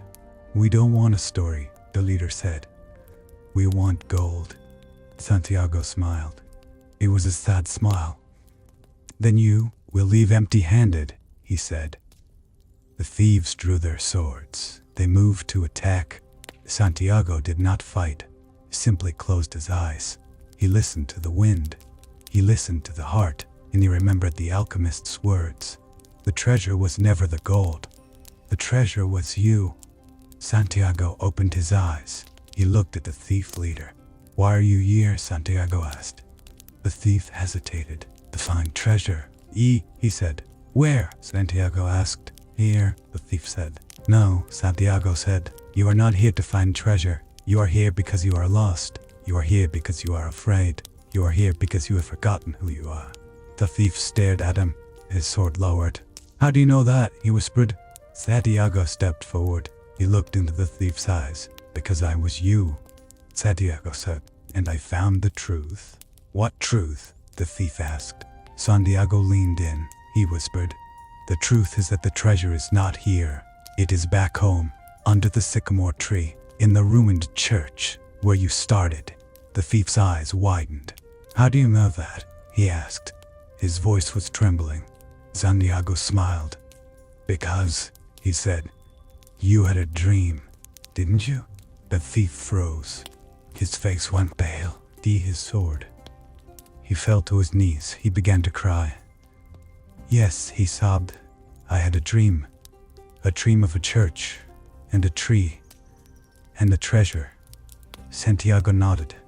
"That is your treasure," he said. "Go back. Dig under the tree. Find it. But remember, the real treasure is the journey you take to get there." The thief looked up. Tears streamed down his face. "Thank you," he whispered. The other thieves looked at each other. They looked at Santiago. They saw the peace in his eyes. They saw the power in his presence. They lowered their swords. They nodded. They turned. They walked away. They walked into the night. They walked toward their own dreams. Santiago watched them go. He felt a profound sense of connection. He had helped them, not by giving them gold, but by giving them truth. He had shared the light. He was a warrior of the light. And the light was within him. Santiago sat down. He sat on the sand. He looked at the pyramids. They were silent. They were indifferent. But he was not. He was alive. He was aware. He was connected. He thought of the thief. He thought of the journey back. He thought of the sycamore tree. He thought of the ruined church. He thought of the sheep. He thought of his father. He thought of Melchizedek. He thought of the Christ, our merchant. He thought of Fatima. He thought of the alchemist. He thought of the wind. He thought of the desert. He thought of the world. Everything was connected. Everything was one. And he was part of it. He had found the treasure, not in the sand, but in his heart. He stood up. He picked up the shovel. He turned his back on the pyramids. He did not look back. He knew that the gold was waiting for him. But he also knew that the gold was not the goal. The goal was the man he had become. The man who could listen to the wind. The man who could love without fear. The man who could trust the universe. He began the long walk home. The night was dark, but he was not afraid. He had the light. He had the light inside him, and it would guide him. It would always guide him, one step at a time, one breath at a time. The journey back was different. The desert did not feel hostile. It felt familiar. It felt like a friend. The stars watched over him. The wind whispered in his ear. It told him stories. Stories of the past. Stories of the future. Stories of love. Stories of loss. Stories of loss. Stories of hope. Senigo listened. He absorbed every word. He absorbed every sensation. He was present. Fully present. He was not rushing. He was not anxiety. He was simply being, and in that being, he found peace. He found joy. He found the personal legend. It was not a destination. It was a state of being. It was the alignment of his soul with the universe. It was the harmony of his heart with the world.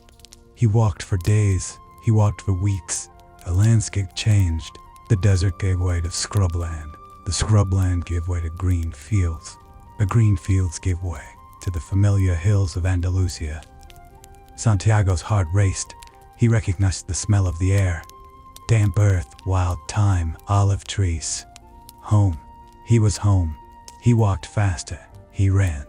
He ran toward the town. He ran toward the church. He ran toward the sycamore tree.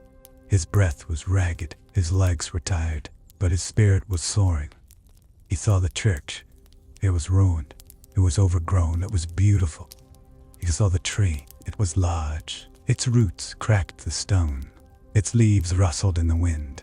It was waiting for him. Santiago stopped. He looked at the tree. He looked at the church. He looked at the sky. He smiled. He was ready. He was ready to dig. He was ready to find. He was ready to begin. He took out his shovel. His hands were dirty, but they were strong. He began to dig under the roots, in the soft earth. He dug with love, dug with gratitude. He dug with joy.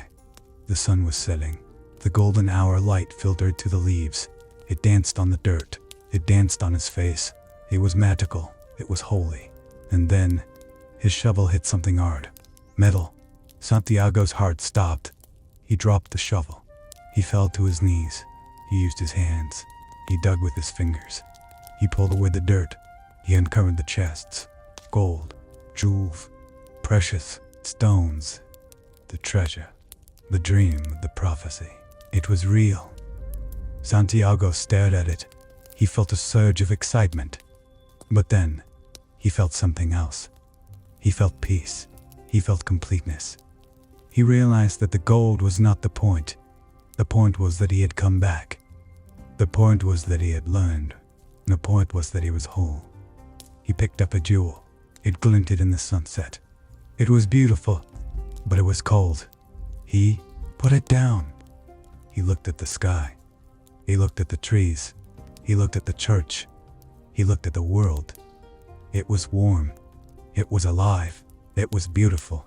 And he was part of it. He stood up. He left the treasure on the ground. He did not need to take it. He had already taken what he needed. He had taken the wisdom. He had taken the strength. He had taken the love. He turned around. He looked toward the east. Toward a desert. Toward the oasis. Toward Fatima. He smiled. He knew where he had to go. He knew what he had to do. He had to go back. He had to be with her. He had to build a life. He had to live the legend, not by chasing gold, but by chasing love, by chasing truth, by chasing himself. Santiago walked away from the church. He walked away from the treasure. He walked toward his future. He walked toward his heart, toward home. And he was happy. He was truly, deeply, eternally happy. The wind blew. The world listened. And the legend continued. One breath at a time. One moment at a time. One life at a time. The sun hung high and heavy in the sky, a blazing eye watching over the desert. Santiago stood before the Great Pyramid, its massive limestone blocks rising into the blue expanse. The air was dry and thin, carrying the scent of ancient dust and stone. He had traveled far to reach this place, crossing oceans and deserts, following the stars and the signs in his heart. Now he was here. The dream that had haunted his sleep for so long was finally within reach. He felt a flutter in his chest, a mix of anticipation and nervous energy. This was the moment he had waited for since he was a young shepherd boy in Andalusia. He looked at the base of the structure, searching for the spot he had seen in his recurring vision. It was a specific area near the northern side, where the shadows of the stone giants fell long and deep in the afternoon light. He remembered the dream clearly. He remembered digging. He remembered finding a chest heavy with gold and jewels. It had felt so real, so tangible, that he could almost smell the metallic tang of the coins. He too, okay, a deep breath, feeling the dry air fill his lungs. He was ready. He had come all this way to claim his destiny. He knelt down in the sand, his hands brushing against the warm grains. The sand slipped through his fingers, fine and soft, like time itself. He closed his eyes for a moment, listening to the wind whispering across the dunes. It was a silent language, one that he had learned to understand. The soul of the world was speaking to him, urging him forward. He opened his eyes and began to dig. His shovel struck the earth with a dull thud. He dug with purpose, moving the sand aside to reveal the hard-packed ground beneath. The heat of the day was intense, pressing down on his shoulders, but he did not stop. Sweat trickled down his back, cooling in the breeze. He dug deeper, his muscles aching with the effort, but his spirit, he was light. He was doing what he was meant to do. He was following his personal legend. As he dug, the world around him seemed to fade away. There was only the sand, the shovel, and the dream. He imagined the treasure waiting for him, just below the surface. He imagined the weight of the gold, the shine of the jewels. He thought of the life he would build with that wealth. He would return to the pastures, perhaps, or by a new flock. He would travel the world, seeing the wonders he had only dreamed of. The possibilities were endless. He dug faster, his heart beating in rhythm with the strikes of the shovel. Thud, thud, thud. The rhythm was hypnotic, soothing. It was a song of determination. He was close. He could feel it in his bones. The ground felt different here, slightly softer, as if hiding something precious. He switched to using his hands, scooping out the sand with his bare fingers. The sun began to dip lower in the sky, painting the horizon in shades of orange and purple. The shadows lengthened, stretching across the desert floor. Santiago did not notice the time. He was lost in the moment, in the act of creation, of discovery. He was becoming one with the earth, with the stone, with the destiny that had called him from the beginning. He was no longer just a shepherd. He was a seeker.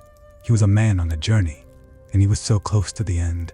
Suddenly, a shadow fell over it. Santiago looked up, shielding his eyes from the fading light. 3 men stood before him, their faces obscured by the dimness. They wore rough, dusty clothes, and their hands were calloused and dirty. One of them held a short sword, its blade glinting in the last rays of the sun. Santiago froze, his heart skipping a beat. He had not expected company.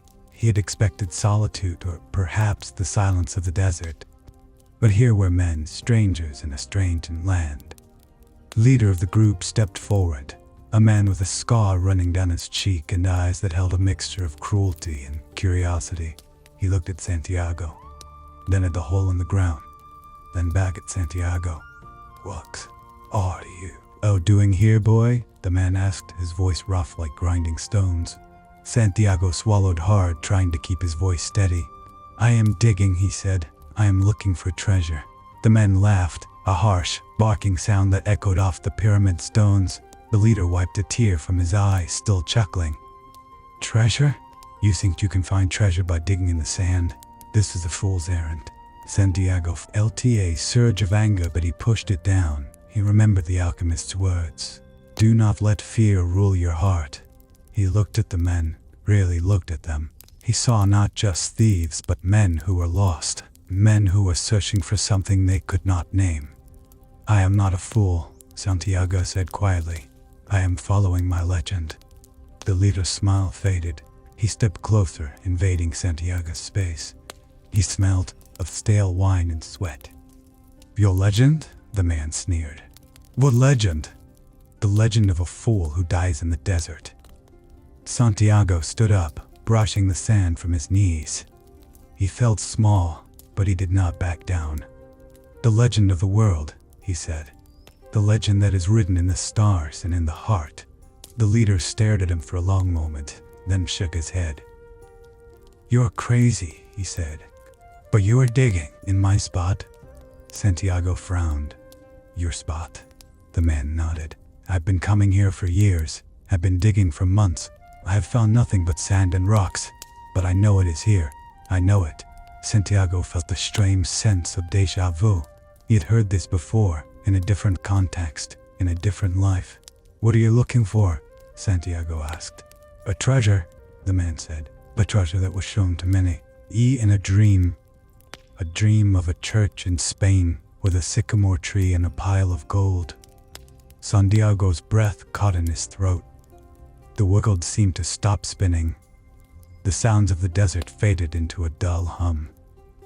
He stared at the thief, his eyes wide with disbelief. "A church in Spain," Santiago whispered. "With a sycamore tree." The thief nodded, confused by Santiago's reaction. "Yes, why do you ask?" Ground beneath him shifted, not physically but spiritually. The pieces of the puzzle were falling into place, but they were forming a picture he'd never expected. He looked at the thief, really looked at him, and saw the same desperation, the same hope that he had felt when he first left Andalusia. "I am Santiago," he said, "and I had the same dream." The thief leader blinked, his expression shifting from mockery to of confusion.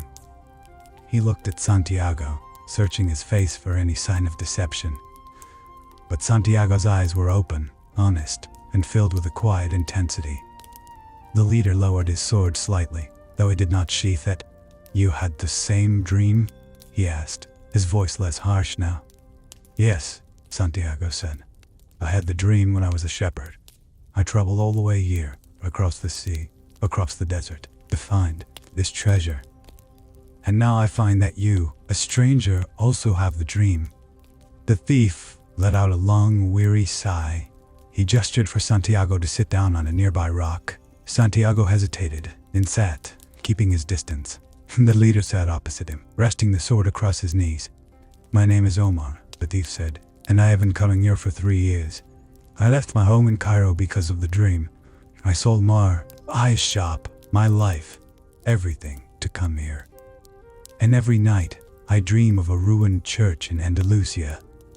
I dream of digging under a sycamore tree. I dream of gold." Santiago listened, his mind racing. He thought of the alchemist, of the language of the world. He thought of the omens, the signs that had guided him. He realized that the universe was speaking to him in a new way. The treasure was not just a physical object, it was a message. "Omar," Santiago said slowly, "what if the dream is not about the location of the treasure? What if the dream is a test?" Omar frowned, scratching his beard. "A test? Of what?" "Faith," Santiago said, "of the willingness to follow the journey, even if it leads you in circles, even if it leads you back to where you started." Omar looked at the pyramid, then back at Santiago. He looked tired, older than his years. The hope that had driven him for 3 years was beginning to crack, replaced by a deep, existential fatigue. "You think I'm foolish," Omar said. "You think I'm chasing a ghost. I think you are brave," Santiago corrected him. "It takes courage to follow a dream, even a false one. But the dream is not false. It is a map, but it is a map of the soul, not the earth." Omar laughed, a bitter, hollow sound. "My soul is empty, Santiago. I am nothing left. I am a thief. I have stolen from others to survive. I have no home, no family, no purpose, except this dream." Santiago felt a pang of sympathy. He saw himself in Omar, in the desperation, in the longing for something more. "Then let us dig together," Santiago said. "The dream says the treasure is in Spain, and perhaps the treasure is in Spain. Perhaps this place is just a waypoint. Perhaps the real treasure is what we learn on the way." Omar looked at him, surprised. "You would share your treasure with a thief." "I do not have a treasure yet," Santiago said. "And if there is no treasure here, then we have wasted our time. But if there is, then we can share it, and then we can both go to Spain." Omar stared at him for a long time. The sun had almost set now, leaving that sky in shades of indigo and black. The stars began to appear one by one, piercing the darkness.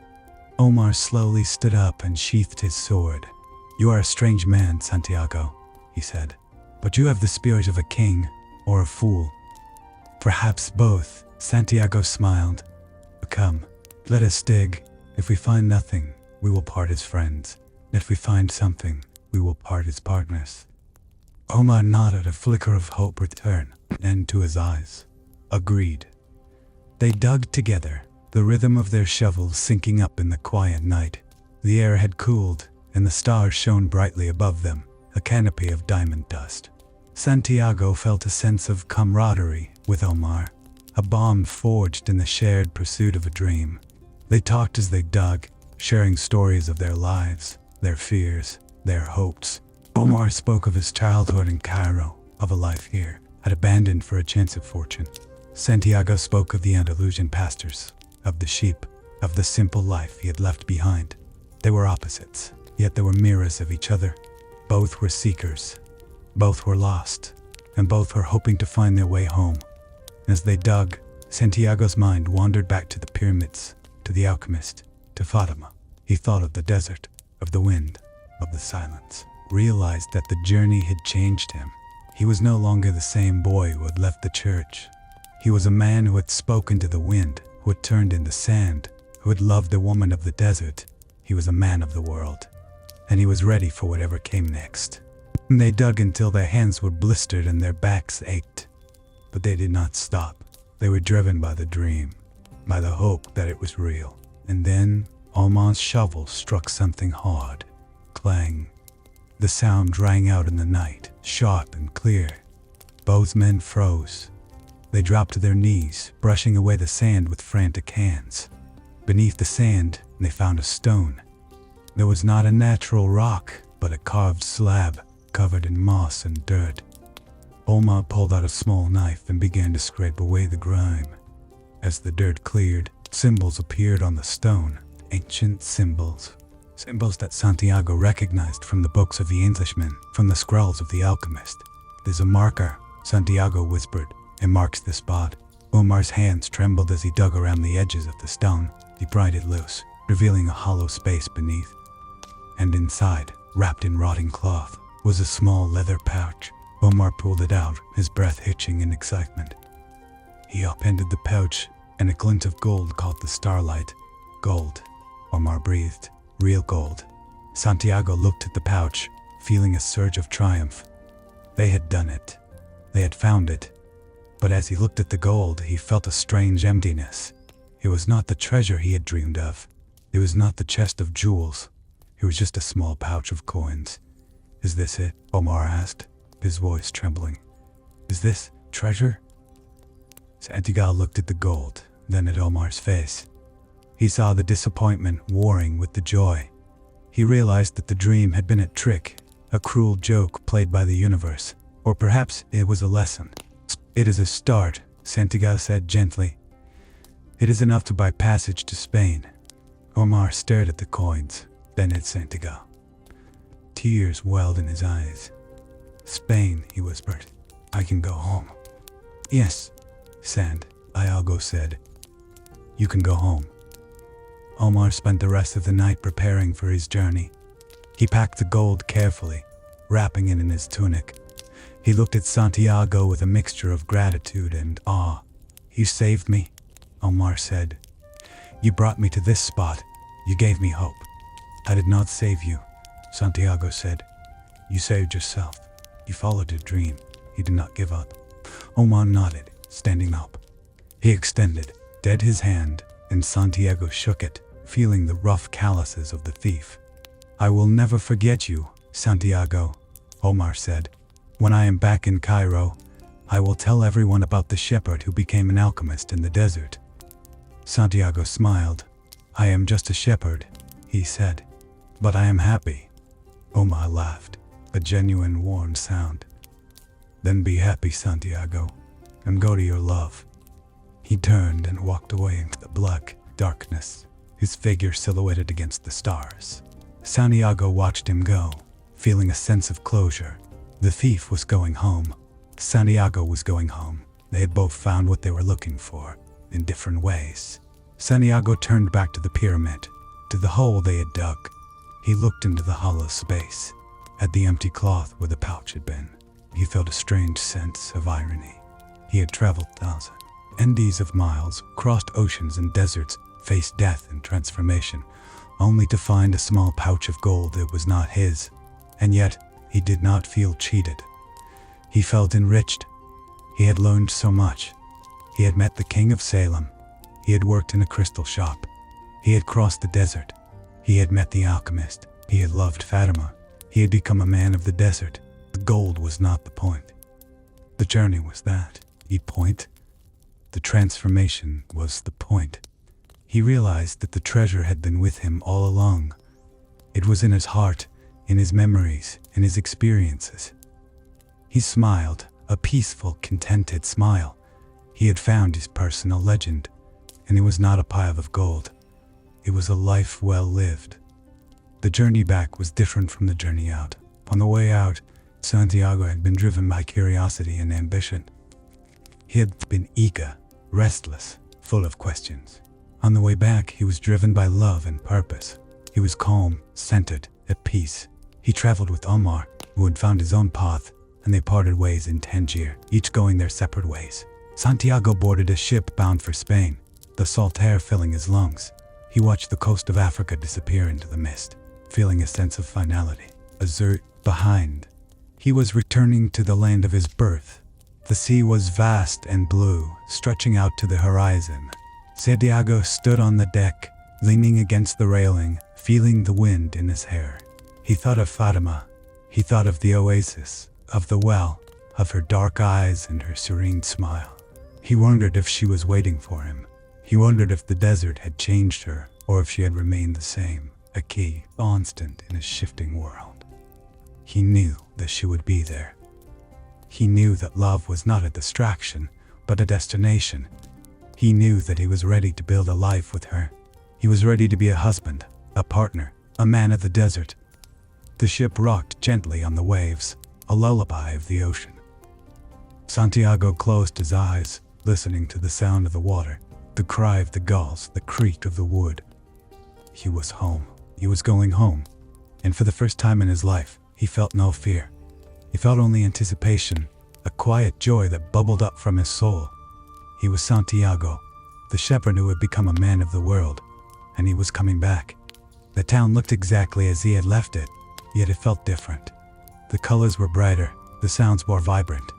The smell of wild thyme and damp earth greeted him as he walked down the misty cobblestone streets. He felt a sense of belonging, a deep, primal connection to the land. He walked past the market, where the merchants were setting up their stalls for the day. He walked past the well, where the women were drawing water. He walked past the church, its ruins standing silent and stoic against the blue sky. His heart pounded in his chest. He was close. He could feel it. He turned the corner, and there it was. The ruined church. The ivy still covered the walls. The roof still collapsed. The silence still heavy. But to Santiago, it was a palace of memories. He walked toward the sycamore tree, its branches sprawling wide, casting a cool shadow on the ground. He remembered lying under this tree as a boy, dreaming of the pyramids. He remembered the first time he had seen the dream. He remembered the fear, the excitement, and the uncertainty. He remembered everything. Stopped in front of the tree, looking up at the leaves rustling in the breeze. He felt a tear slide down his cheek. He was back. He was home. He knelt down, placing his hands on the roots of the tree. The roots were thick and gnarled, cracking the stone beneath them. They were strong, resilient, alive. Santiago closed his eyes. listening to the heartbeat of the earth. He felt the presence of the soul of the world surrounding him, embracing him. He was not alone. He was never alone. He was part of the tapestry, a thread in the grand design. He took a deep breath, inhaling the scent of the earth, the pine, the stone. He was ready. He reached into his bag and pulled out a shovel. He began to dig. He dug with the same determination he had shown at the pyramids, but this time did not expect to find gold. He dug because it was the right thing to do. He dug because the dream had led him here, and he had to honor it. He dug because he wanted to see what was hidden. The sun was high in the sky, the heat pressing down on his back. Sweat dripped from his nose, falling into the hole. He dug deeper, the sand giving way to hard earth. He dug until his arms burned, until his muscles screamed in protest. But he did not stop. He was driven by a force greater than himself. He was driven by destiny. And then his shovel struck something hard. Clang. The sound was the same as it had been at the pyramids. But this time, Santiago did not freeze. He did not feel fear. He felt joy. He dropped to his knees, brushing away the dirt with his hands. Beneath the earth, he found a chest. It was old, made of wood and iron, bound with rusted metal. It was heavy, solid, real. Santiago pulled it out, his heart racing. He sat back on his heels, staring at the chest. It was the treasure.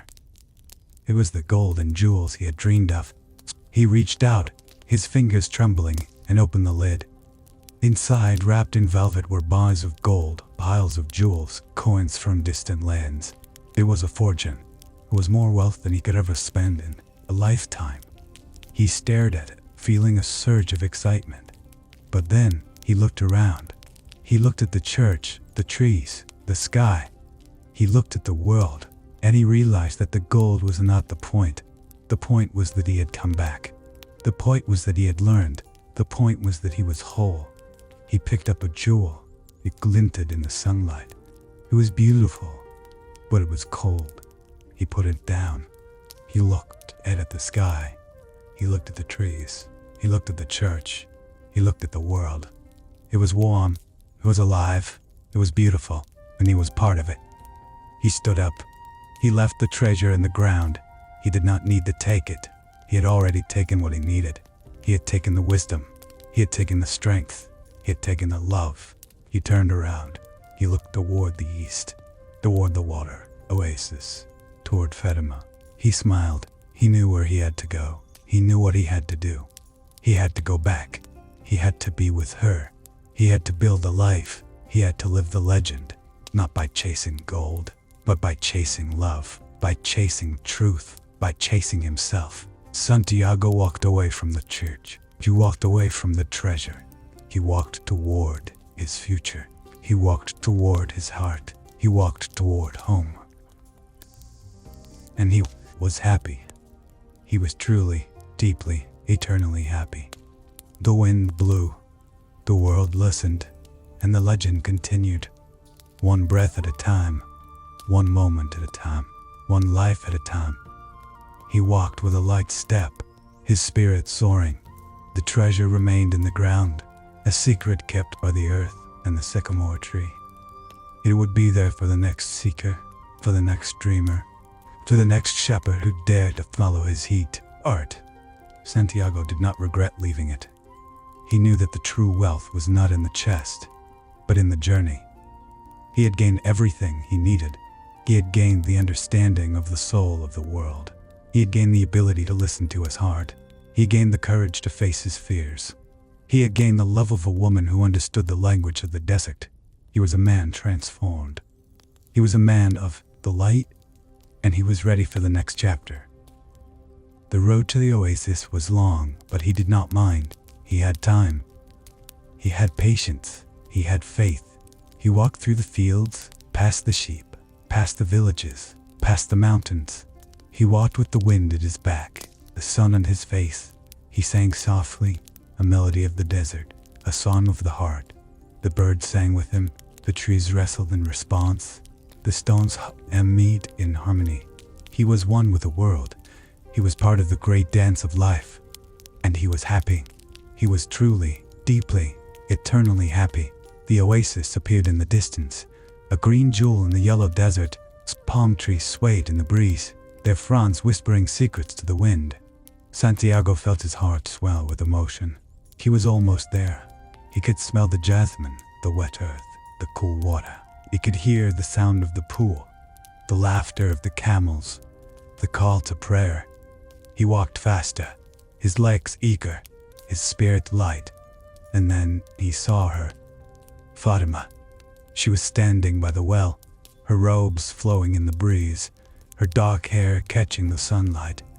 She was looking toward the horizon, her face serene, her eyes full of hope. She had been waiting. She had known. She had trusted. Santiago stopped, breathless. He looked at her, and she looked at him. Time seemed to stand still. The world faded away, leaving only the two of them. Fatima smiled, a small, tender smile that lit up her face. Santiago walked toward her, his steps slow, reverent. He sat in front of her, looking into her eyes.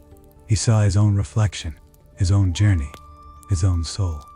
"You came back," Fatima said, her voice soft as the desert wind. "I always knew you would," Santiago said. "The treasure was not in the pyramids," Fatima said. "It was here, in the journey, in us." Santiago nodded, tears streaming down his face. "Yes," he said, "the treasure is here, with you." He reached out, taking her hand.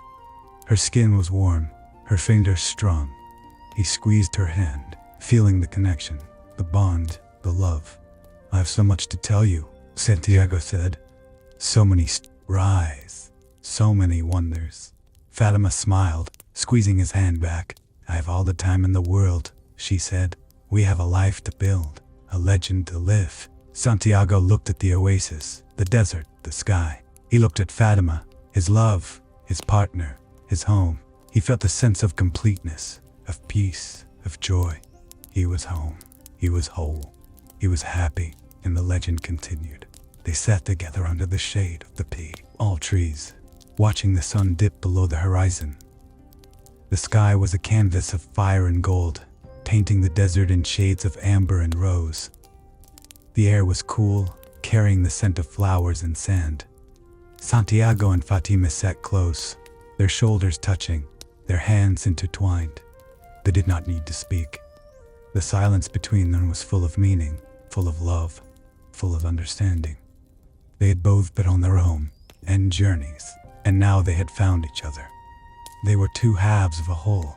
They were two souls who had found their way to the same destination. Santiago looked at Fatima, studying her face, memorizing the lines of her smile, the depth of her eyes. He thought of the years ahead, the days and nights, the challenges and the joys. He thought of the children they might have, the home they might build, the life they might share.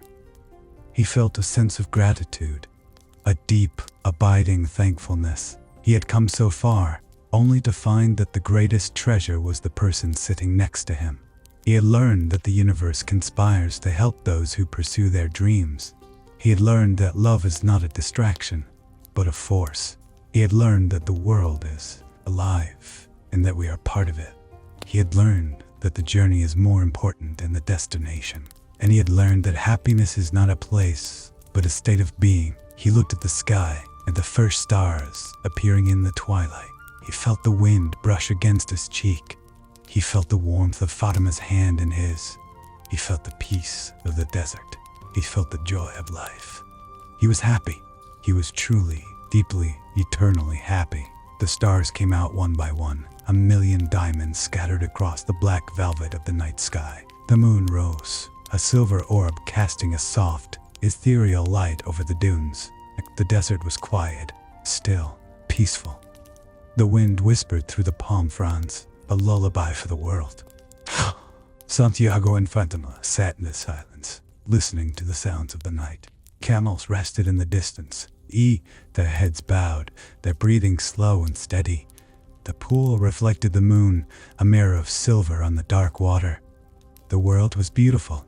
The world was alive. The world was perfect, and Santiago was part of it. He closed his eyes, feeling the earth beneath him, the air around him, the love beside him. He felt a sense of completion, of wholeness. He had found his personal legend. He had followed his heart, had listened to the omens. He had trusted the universe, and he had come home. He smiled, a peaceful, contented smile. He was ready for whatever came next. He was ready to live. He was ready to love. He was ready to be. And as the night deepened and the stars shone brighter, Santiago knew that the legend would continue, not just for him, but for everyone who dared to dream, everyone who dared to follow their heart, everyone who dared to listen to the wind. The legend was alive. The legend was eternal. The legend was love. Warm good night.